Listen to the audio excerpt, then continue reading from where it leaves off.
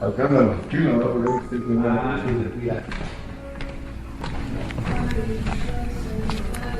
¿Ya, doctor? ¿Ya? Démosle. Vamos a hablar hoy del linfoma de Hodgkin. Vamos a empezar con este caso. Es un caso de la consulta, ¿verdad? Es una niña que vi hace unos 3 años más o menos, una paciente femenina de 23 años, estudiante, no soy ingeniero, 6 meses de crecimiento de animal cervical derecho, supraclavicular, de 4 por 3 por 3 centímetros. La paciente niega síntomas B. El diagnóstico de la biopsia fue un linfoma de Hodgkin, lipoesclerosis nodular, un ataque de cuello y tórax negativo, un VIH negativo, una velocidad de sedimentación negativa, una hematología normal y una HLA normal. Pues conforme vayamos viendo la práctica, vamos a ver cómo la vamos a calificar, cuáles son los factores pronósticos buenos y malos, cómo la trataríamos según las recomendaciones actuales, ¿verdad? Este es por el doctor Tomás Hodgkin, es que lleva el nombre de la enfermedad, ¿verdad? Es un eminente patólogo que descubrió la enfermedad. Tenemos que la incidencia en el Reino Unido es de 2.5 personas por 100.000 habitantes, un poquito más frecuente en hombres, como lo podemos ver, que en mujeres, ¿verdad? Yo le saqué una cuenta así burda, ¿verdad? Si para la población de Guatemala, que somos 14 millones más o menos, esperaríamos cada año unos 350 casos anuales, cosa que es un número no despreciable de pacientes. Esta es aquí vemos hecho bien importante, ¿verdad? Cómo ha disminuido la mortalidad con respecto al tiempo. Estos son datos, son canadienses. Vemos aquí como la mortalidad casi, si recordamos la incidencia de 2.5, en los años 50 casi teníamos la misma mortalidad, y como por el efecto del tratamiento, sobre todo por la quimioterapia altamente efectiva, ¿verdad? Y por los planes de radioterapia, esta mortalidad ha ido con el tiempo cada vez disminuyendo tanto en hombres como en mujeres. Esta es una gráfica bien bonita, y básicamente, como sabemos, todo tumor maligno tiene la contraparte normal, ¿verdad? Entonces tenemos aquí el desarrollo de un linfocito B. La mayoría de los linfomas, el 80% de linfomas son de linfomas B. Entonces aquí tenemos los blastos, ¿verdad? Después estos blastos se van a convertir en linfocitos maduros. Estos linfocitos maduros van a ir a colocarse aquí en la zona del manto. Si tenemos un linfoma de linfocitos inmaduros, vamos a tener la contraparte maligna, que es un linfoma linfoblástico o una leucemia, que prácticamente es lo mismo, ¿verdad? Si tenemos un tumor de linfocitos vírgenes, se va a llamar, que está aquí en la zona del manto, se va a llamar un linfoma de la zona del manto. Y en el centro folicular, que es donde la célula dendrítica le presenta al linfocito la información de los antígenos, aquí en esta parte vamos a tener el linfoma folicular, el linfoma de Furco, el linfoma de células grandes y los linfomas de Hodgkin, ¿verdad? Y ya si tenemos unos linfomas más de linfocitos ya maduros, ¿verdad? Ya completamente hechos para producir defensas y anticuerpos, vamos a tener los linfomas de la zona marginal o los linfomas el mieloma múltiple, ¿verdad? El mieloma múltiple o tumores de células plasmáticas. Entonces, para nuestro tumor que estamos teniendo, nace aquí en el centro folicular. Esta es la clasificación patológica, ¿verdad? El linfoma clásico se divide en esclerosis nodular, que es con mayor frecuencia, celularidad mixto, rico en linfocitos, depresión linfocítica y no clasificable. Verdaderamente aquí clínicamente para nosotros lo que es importante diferenciar es si es un linfoma clásico. Estas se tratan de la misma manera y tienen un pronóstico muy parecido. Antes se hacía mucho hincapié en la diferencia del pronóstico según la patología. Verdaderamente no es tanto, pero sí es importante diferenciar entre un linfoma clásico y un linfoma predominantemente nodular, linfocítico predominantemente nodular, porque estos casos, aunque son muy poco infrecuentes, sí se tratan de una manera completamente diferente y expresan diferentes marcadores, como lo vamos a ver. Con respecto a las recomendaciones actuales de la NCCN para el diagnóstico, indudablemente la biopsia excisional es la mejor opción. Tenemos que tratar de sacar por lo menos un ganglio completo, ¿verdad? Para poder ver exactamente bien la morfología de este tipo de linfomas. Las biopsias trucos en los casos de difícil diagnóstico también nos pueden servir, pero no son las ideales. La biopsia por aguja fina no se recomienda. Hay que hacer un diagnóstico por un hematopatólogo o un oncopatólogo y hay que tener una perfecta inmunohistoquímica. Esta es una foto, ¿verdad? Donde podemos ver nosotros la célula característica de la enfermedad, que es la célula de Henry-Steinberg. Aquí la podemos ver. Es que, si recordamos nuestras clases, es la célula que dice que tiene forma de búho, ¿verdad? Los ojos en forma de búho. Esta es la célula característica de los linfomas de Hodgkin, pero siempre hay que tener cuidado que no siempre que tengamos una célula de Henry-Steinberg positiva quiere decir que sea un linfoma de Hodgkin. Siempre hay que hacer los estudios de inmunohistoquímica correspondientes. Con respecto a la inmunohistoquímica, el linfoma clásico expresa CD15, CD45, que es el antígeno común leucocitario, y el CD30. Estos son marcadores del linfoma de Hodgkin. El CD20, que es normalmente en linfomas no Hodgkin, es negativo, y el CD3, que es para linfomas T, es negativo. El linfoma de Hodgkin, predominantemente linfocítico que les comentaba, en este caso es bien importante reconocerlo, porque estos pacientes son CD20 positivos, son muy parecidos a un linfoma no Hodgkin. CD19 positivo, CD75 positivo, y los marcadores del linfoma de Hodgkin clásico van a ser negativos. Esta es una forma muy benigna del linfoma de Hodgkin, y se pueden, en estadios clínicos 1, inclusive tenemos respuestas de más del 80% solamente con radioterapia o rituximab, y en estadios un poco más avanzados, ¿no?, le podemos dar quimioterapia, podemos dar tratamientos siempre combinados con rituximab. Entonces es una forma benigna, indolente de linfomas de Hodgkin, que hay que tenerla muy en cuenta, porque sí se tratan de una manera diferente. Si usted tiene un reporte de linfoma de Hodgkin que es predominantemente linfocítico y tiene una inmunohistoquímica compatible, este paciente se debe tratar completamente diferente del linfoma no Hodgkin clásico, que si es localizado con radioterapia o rituximab, y si es un poco avanzado con esquemas que contenga rituximab. Y prácticamente lo que después tenemos que hacer, ¿verdad?, es un examen físico completo, el estado funcional según el ECOG, que va de 0 a 4, presencia o no de síntomas B. Recordando, los síntomas B son los síntomas en los últimos 6 meses que tenemos. Podemos tener fiebre, podemos tener sudoración, pérdida de peso de más del 10%, refieren algunos pacientes que pueden tener intolerancia al alcohol y prurito. La velocidad de sedimentación globular es un estudio importante, la hematología, química sanguínea, ácido úrico, prueba de funcionamiento hepático, DHL. Todos los pacientes deben tener VIH, sin lugar a duda. TAC de tórax, abdomen y pelvis. Si contamos con la oportunidad de hacerle un PET-CT, hay que hacerlo, ¿verdad? Esos son tumores ávidamente por el fluorodesoxiglucosa, son muy ávidos, entonces sí sirve mucho el PET-CT. La biopsia y aspirado de médula ósea, la NSC en el 2013 recomienda para estadios clínicos 1 y 2B, los estadios clínicos 3 y 4.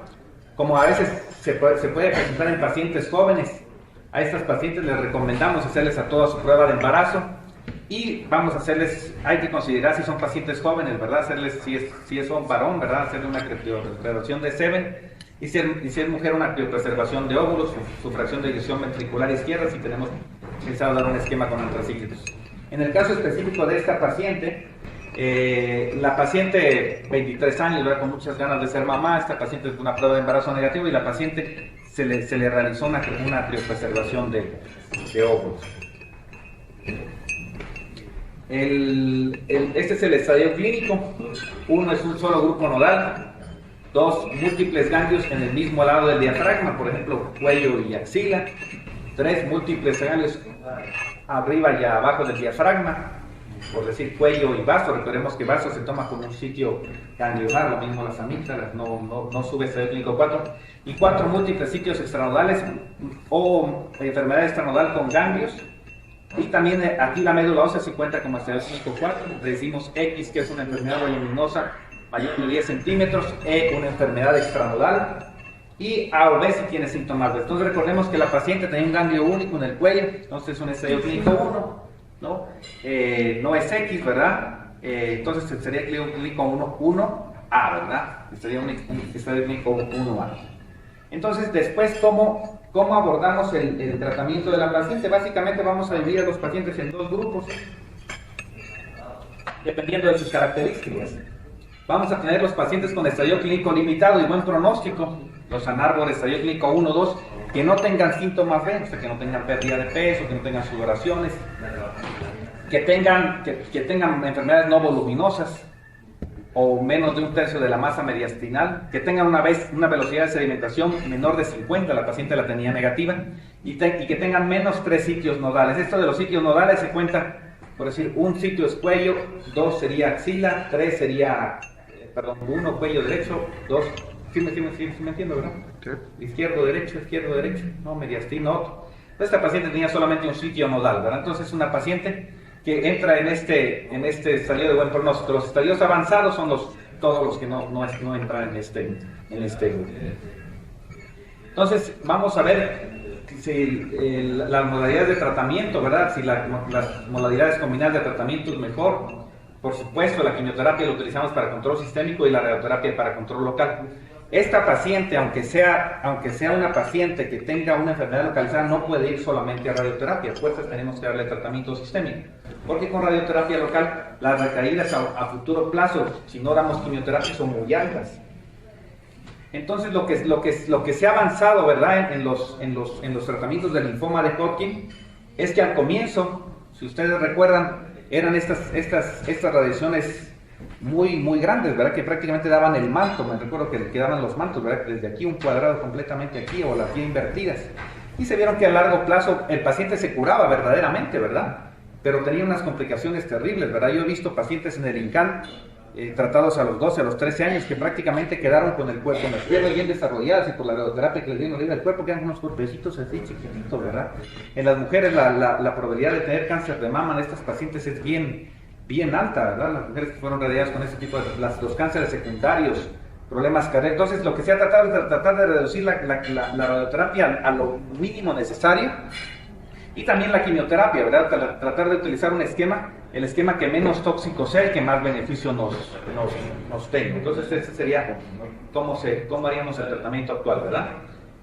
La modalidad de combinar es el mejor tratamiento, sin lugar a duda, ¿verdad? La quimioterapia para control sistémico vamos a tratar de hacerlo lo más corto posible, y la radioterapia a los campos limitados.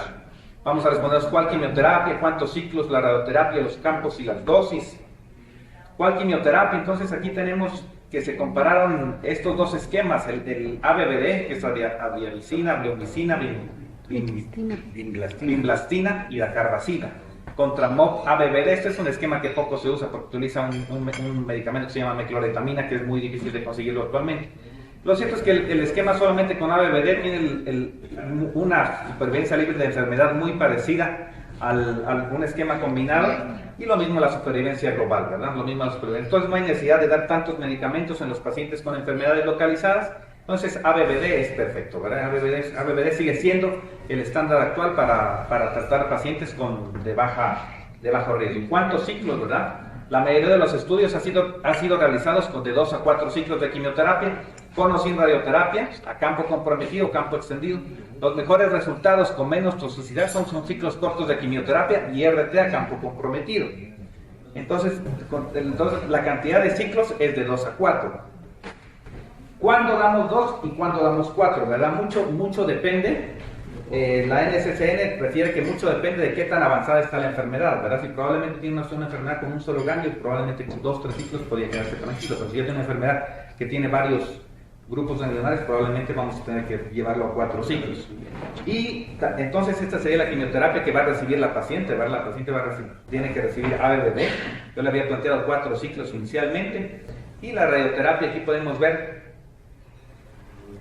que tenemos aquí este estudio, ¿verdad?, en el cual tenemos una quimioterapia corta más radiación, en los cuales tenemos este tipo de pacientes, un seguimiento bien, ¿verdad? Y esta es una comparación básicamente que comparan los pacientes si les hacen radioterapia extendida o solamente el campo involucrado. Y en estos pacientes la supervivencia libre de enfermedad en ambos grupos fue muy parecida. Prácticamente a los pacientes le fueron muy bien y no hubo diferencia entre hacer grandes campos de radioterapia con campos cortos de radioterapia.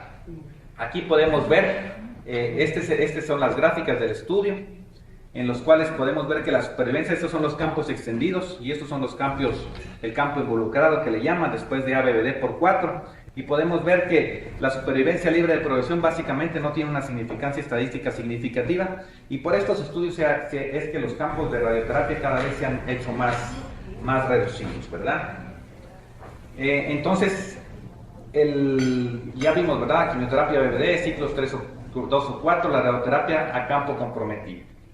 Y la dosis que se utiliza, que recomienda las guías de la NCCN, si es una enfermedad voluminosa, de buen pronóstico, es de 20 a 30 Gray, y si es si es enfermedad voluminosa con síntomas B, un poquito más alto. Entonces, esta paciente, el tratamiento de esta paciente pues sería BBD, ¿verdad? De 2 a 4 ciclos, el campo involucrado de radioterapia, y la dosis que probablemente el radioterapeuta nos debería ofrecer sería de 20 a 30 gramos para tener la menos toxicidad. Estos son los esquemas que se utilizan para el linfoma de Hodgkin. Este es el ABVD, que es el esquema con que más tenemos experiencia. Desafortunadamente no hay vinblastina, este medicamento no se consigue, entonces en el instituto lo estamos reemplazando por vincristina, pero sí es un medicamento que no se encuentra disponible en el mercado.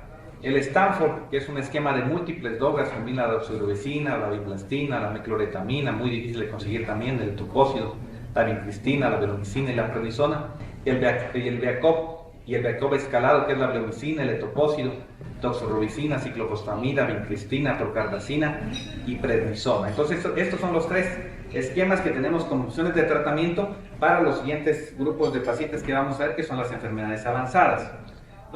Entonces ya vimos el caso de la paciente, que es una enfermedad localizada. Ahora vamos a imaginarnos que tenemos un paciente que tiene un estadio clínico 2 o 4, 3 o 4, que tiene un estadio clínico 1 y 2 con síntomas B, o enfermedad voluminosa, más de 2 sitios nodales y una velocidad de sedimentación mayor de 50. Eso también es bien importante. Si el paciente, por ejemplo, tuviera cuello bilateral y axila, este paciente ya no entra en un paciente de buen pronóstico, aunque no tenga síntomas B y sea estadio clínico 2. Entonces aquí tenemos la comparación de estos 3 esquemas, ¿verdad? Tenemos MOB, ABVD y la combinación, y podemos ver que las supervivencias son muy similares, ¿verdad? Las supervivencias son muy similares al dar el ABVD, el MOB ABVD. Y aquí pues, tenemos los resultados, ¿verdad? De una terapia sola con una terapia combinada, esto por supuesto con mucho menos toxicidad, con un grupo de pacientes bastante importante, las respuestas completas 76, un poquito mayor para el grupo combinado, pero sin mayores beneficios que estadísticamente, la progresión prácticamente casi lo mismo de estos pacientes, la supervivencia libre de progresión a 5 años, esto es el linfoma avanzado, prácticamente muy similar en ellos, y la supervivencia global es prácticamente similar, ¿verdad? Entonces por esto también ABVD es un buen esquema para pacientes con estadios clínicos avanzados. La supervivencia libre de enfermedad, comparando en estos subgrupos en enfermedades avanzadas, muy parecida también, y la supervivencia global pues muy parecida, ¿verdad? Entonces ABVD es una opción también, pero en este caso los ciclos son mayores, ¿verdad? No son como los pacientes con estadio clínico inicial, que le damos solamente de 2 a 4 ciclos. En estos pacientes tenemos que dar de 6 ciclos, inclusive algunos esquemas recomiendan hasta 8 ciclos. Se puede utilizar el Stanford 5, ¿no? Según las guías de la NCCN, si el paciente tiene un índice pronóstico internacional menos de 3, que probablemente que lo vamos a ver después, qué significa esto, menos de 3 puntos, y también podemos utilizar el Beacop, especialmente el Beacop con dosis escaladas o dosis aumentadas es el que más se recomienda. Vamos a ver qué pasa con estos, ¿verdad? Este es el índice pronóstico internacional, ¿verdad? Y se ha tratado de ver si los pacientes con grupo con enfermedad avanzada que tienen mejor pronóstico o los que tienen peor pronóstico se deben tratar de una manera diferente. Entonces tenemos que los pacientes que tienen mayor de 44 años tienen mal pronóstico. Son 1, 2, 3, 4, 5, 6, son 7 criterios. Mayor de 44 años, mal pronóstico. A los hombres nos va peor. A los que tienen estadio clínico 4 les va peor. La albúmina menos de 4 les va peor. Leucocitos mayores de 15.000 les va peor a estos pacientes. Si tienen anemia les va peor, menos de 10.5. Y si tienen menos de 0.6 por 1000 linfocitos, menos del 8% del conteo total, estos son los factores de mal pronóstico, y esto nos da el índice pronóstico internacional, ¿verdad? Y aquí tenemos el score, ¿verdad? Aquí tenemos el score de los pacientes. A los pacientes que tienen un score 1, pues les va muy bien, ¿verdad? Tienen una supervivencia cercana al 90%, 0,1, ¿verdad? A los 2, a los 3, esto todavía les va bien a los pacientes. Pero si podemos ver a los que tienen score 4 y score 5, el pronóstico ya no es tan bueno. Y este grupo de pacientes llega a ser hasta del 20% de todos los pacientes que vamos a llegar a ver. Pues vamos a ver si podemos hacer algo con estos pacientes. Entonces aquí tenemos, este es el Beacop, este es el Beacop escalado, con un poco de más de dosis. Este es el Beacop estándar, este es el COP ABVD, y podemos ver que podríamos decir es un esquema que como lo vimos previamente, los resultados son muy similares a dar ABVD, y podemos ver que comparado con esto las curvas son muy parecidas, ¿verdad? Pero si no estoy mal, entre A y el C es significativamente estadísticos, entre Jacob, Escalado y Cobb, sí hay una diferencia estadística. Este es en la población general. Ahora, en los pacientes que tienen un score pronóstico bastante bueno, ahí sí no hay diferencia estadística, ¿verdad? Ahí sí da lo mismo darles este Jacob que darles el otro que es más agresivo. Ahora, en los pacientes que tienen un índice pronóstico internacional alto, ¿no? Aquí sí tenemos que este es el ABVD MOB, comparado con el de ACOP, sí hay una diferencia bastante significativa. Entonces, podría ser que para los pacientes de mal pronóstico podríamos utilizar este esquema de tratamiento. La única desventaja, ¿no?, con estos tratamientos es que, como así pueden ser más buenos también para enfermedades avanzadas, tienen una toxicidad hematológica muy importante, ¿verdad? Muchos pacientes entran con neutropenias grado 4. La infertilidad en estos grupos aquí son como del 20 a 30%, si acaso en estos es universal, la infertilidad es universal.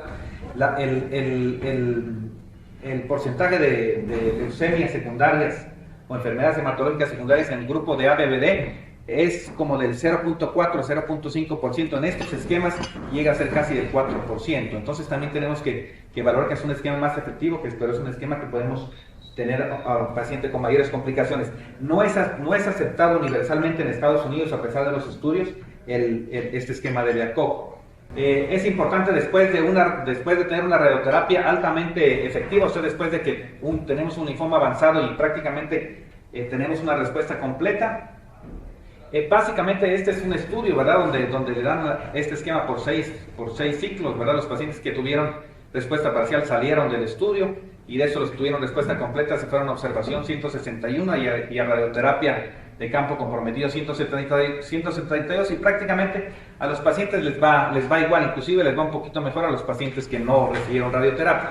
Entonces, en enfermedad avanzada, el paciente que tiene una muy buena respuesta completa probablemente no debería ir a radioterapia, excepto que tenga una enfermedad voluminosa. Si el paciente inicialmente tuvo una enfermedad voluminosa, normalmente ese paciente más de 10 centímetros, normalmente lo mandamos a radioterapia. Entonces aquí tenemos en los pacientes con enfermedad de Hodgkin con respuesta completa, ¿verdad? Entonces darles radioterapia o no darles radioterapia no hay una gran diferencia, ¿verdad? Nos evitando la toxicidad de la radio.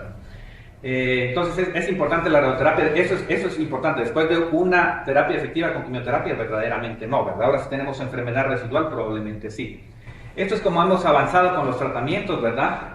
La progresión en los años 60 era del 80% de los casos, y ahorita prácticamente la progresión solamente la tenemos en el 20% de los casos, ¿verdad? Casi el 80%, podemos decir que en general el 80% de los pacientes se llegan a tener muy buenas respuestas con estos. Ahora, ¿qué vamos a hacer con ese 20% de los pacientes que no logramos alcanzar una buena respuesta? Ahí sí es complicado. Y estos pacientes, si no logramos alcanzar una respuesta completa, tenemos una enfermedad refractaria de quimioterapia. Si nos recae, tenemos una enfermedad recaída.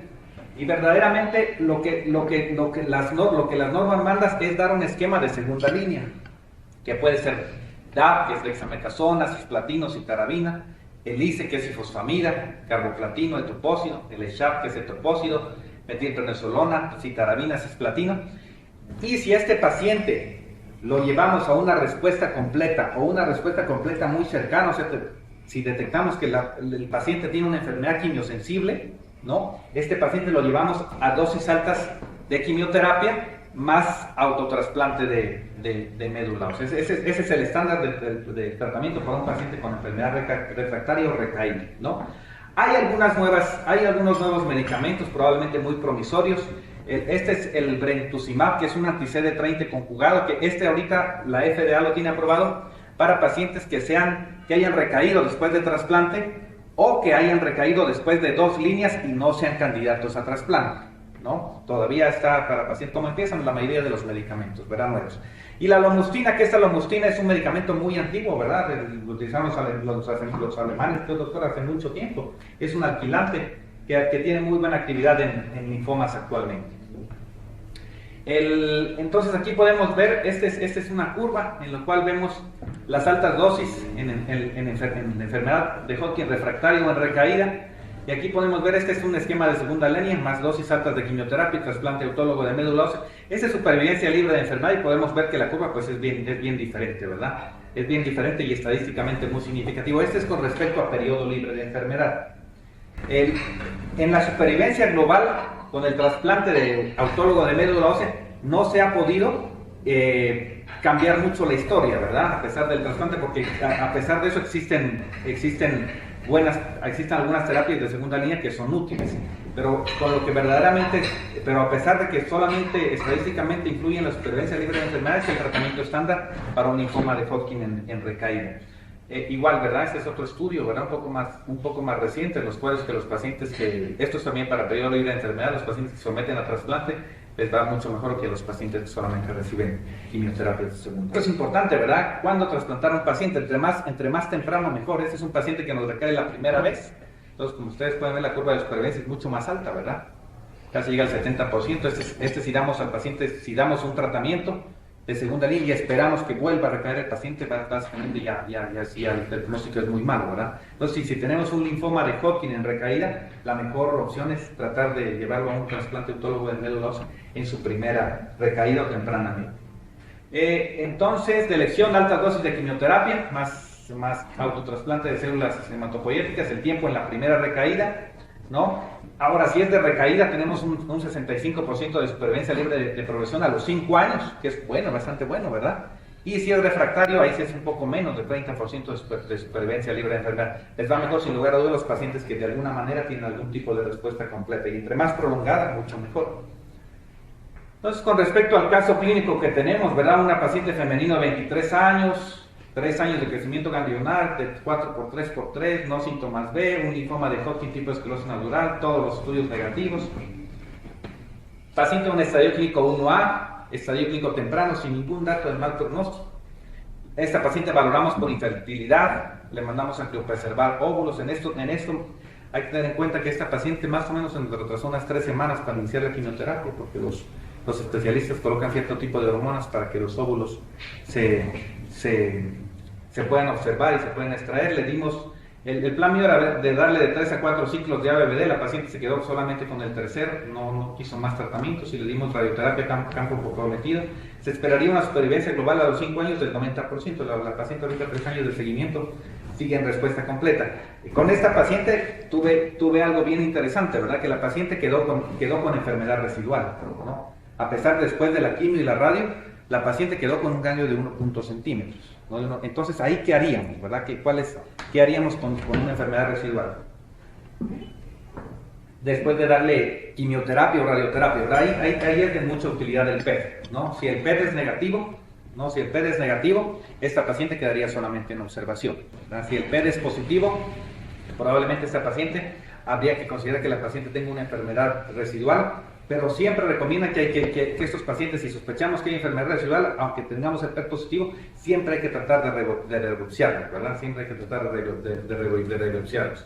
Entonces, esta paciente no le pude hacer PET, ¿verdad? Por las condiciones de la paciente, y la dejamos en observación, ¿verdad? Y la dejamos en observación y no le hice biopsia ni nada, y la paciente sigue con su lesión como de 1.5 centímetros, que considero yo que es como conclusiones, ¿verdad? Es una enfermedad menos heterogénea que el linfoma de no Hodgkin. La célula tumoral es la célula de red Stenberg. El tratamiento, sin lugar a dudas, debe de ser individualizado, y la enfermedad refractaria en recaída, las dosis altas de quimioterapia, el trasplante autólogo es de elección.